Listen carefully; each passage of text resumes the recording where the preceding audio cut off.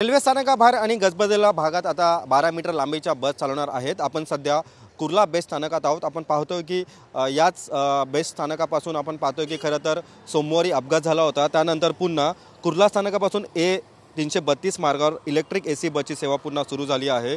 याच मार्गावर बेसने सोमवारी अपघात झाला होता, त्याच्यामध्ये 7 जणांचा मृत्यू झाला होता। कुर्ला पश्चिम स्थानक ते सांताक्रूज पूर्व स्थानकापर्यंत आता A311 या मार्गावरही 12 मीटर लांबीच्या इलेक्ट्रिक बस पुन्हा सुरू झाली आहे। कुर्ला स्थानकावर बेस दक्षता अधिकारीही नेमले आहेत।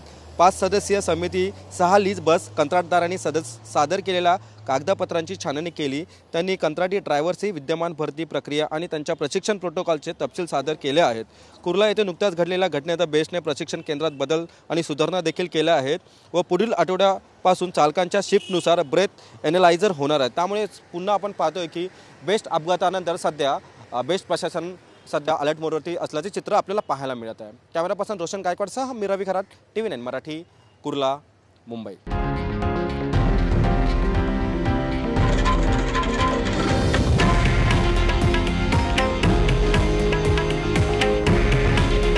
हे आहे देशातील नंबर 1 न्यूज नेटवर्क आणि आपण पाहत आहात TV9 मराठी। काळजी तुमची, हित महाराष्ट्राचं।